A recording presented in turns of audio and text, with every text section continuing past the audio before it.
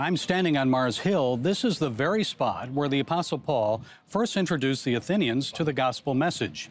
He talked to them about their unknown God and then introduced them to the one true God. 2,000 years later, evangelists are still preaching the gospel here, but instead of traveling long distances like they did during the time of Paul, those they're hoping to reach are coming to them. They're coming by the tens of thousands. Refugees and migrants fleeing war and hardship in their home countries, seeking refuge and a more promising future. Greece is their first stop in Europe. I came to Greece with no purpose in mind. Not for money, not for wealth. I just want to forget what happened to my children. I want to live in a safe place and forget my children. In 2015, a sniper in the Syrian civil war killed Amal's husband. A week later, while still grieving his death, she traveled to see her sister. I left my sons at home and went to visit my sister, who lives 7 hours away. Her husband had just passed away. I went to comfort her. ISIS members came in the house at night while my sons were sleeping and slaughtered them.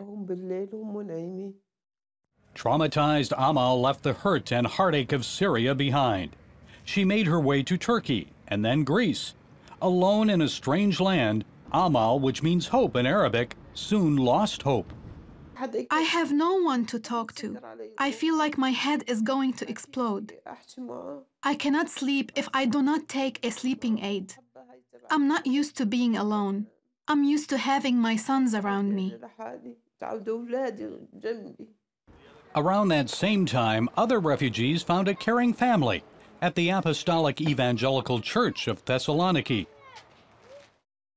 We saw that need coming to our door, coming to our city, and we had to react. As a part of that outreach, a volunteer named Katie approached Amal. I sat down next to her and I hung her and I said, "It's okay to pray with you in God?" And she said, "It's okay." When Katie saw me, she hugged me and helped me. She took me to church where I showered and she gave me clothes. When I visited the church on Friday, I felt so comfortable and I slept that night without taking a sleeping pill. I was so happy. I loved the program. Everything I heard was so true. It's all in the Bible. It was a happy day for me. Afterward, Amal underwent an operation to remove a spot on her liver. She then told CBN News how the experience grew her faith. It's true that my children were taken away, but God stood by me when I needed Him during the surgery. After surgery, my connection with God became stronger because I got to the church more often and I could trust God. This is the only thing that matters. As a result, Amal made a big decision, then demonstrated her commitment to Christ. I was baptized because I trust God so much. The United Nations placed Amal in an apartment along with a Muslim family. Although she would prefer to share housing with a Christian widow like herself, Amal told us she wants God to use her where she is. I want to show God's love to others here and be an example to people.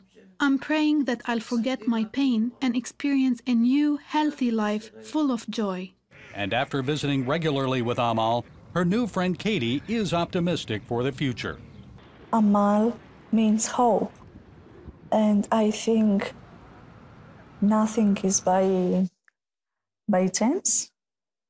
Yes, I think there is hope for hope. There is hope for Amal. Gary Lane, CBN News, Thessaloniki, Greece.